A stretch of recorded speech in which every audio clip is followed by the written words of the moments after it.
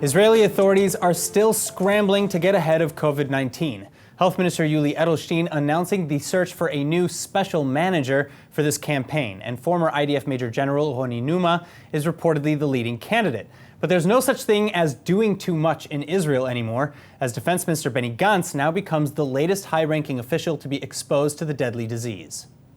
Israeli alternate Prime Minister and Defense Minister Benny Gantz now entering quarantine, following reports of exposure to a coronavirus-infected individual a week and a half ago. His office, though, thankfully saying that Gantz feels fine and will continue to work from home. But this incident is highlighting a dangerous trend in the Jewish state. Once a beacon of safety, Israel has now become a case study, a cautionary tale for what not to do, with ballooning coronavirus infection rates and a deadly second wave threatening to shut down the country again. New infections rising overnight by another 1,320, bringing the total active number of cases to over 14,100. The death toll also rising by 5 since yesterday to 343 as of this broadcast. This following Israel's easing of too many restrictions too soon and reimposing them too slowly and too late.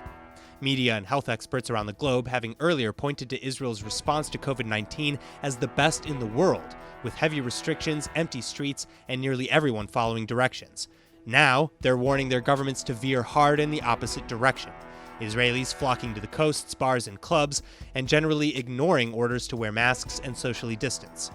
The UK's Sky News correspondent Mark Stone telling Britain to beware, as Israel's living the consequences of trying to return to normal, and adding that the UK is on the same path. American epidemiologist Eric Feigl-Ding likewise warning the United States to move cautiously with respect to opening schools, reopened classrooms being the early hotspots for new infections in the Jewish state. As for criticisms at home, concerns from Israelis have been rising sharply too. The director of public health in the health ministry announcing her resignation now, explaining in a lengthy Facebook post that Israel is heading to a dangerous place, and that despite systematic and regular warnings in the various systems and discussions in various forums, we watch with frustration as the hourglass of opportunities runs low. Against this backdrop, I've come to the conclusion that in the newly created conditions under which my professional opinion is not accepted, I can no longer help to effectively cope with the spread of the virus. Still, Sadetsky leaves behind a number of final suggestions on which urgent action should be taken, including increases to hygiene, social distancing, and mask wearing, preventing crowds, reducing numbers of people in schools and at work, and maintaining city and state border closures as needed. While taking on some measures, as Sadetsky suggested should have been taken weeks ago, several new restricted zones have been created. The ultra-Orthodox city of Beitar Illit in Judea and Samaria now put on lockdown for the next week.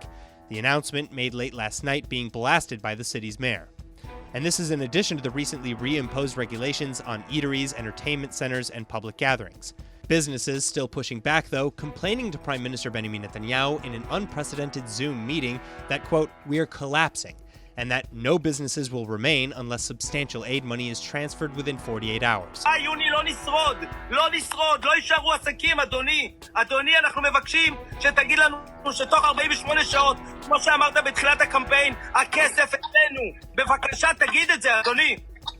Unemployment still sits at its peak of 25%, with over 1 million Israelis out of work, and the number is expected to grow.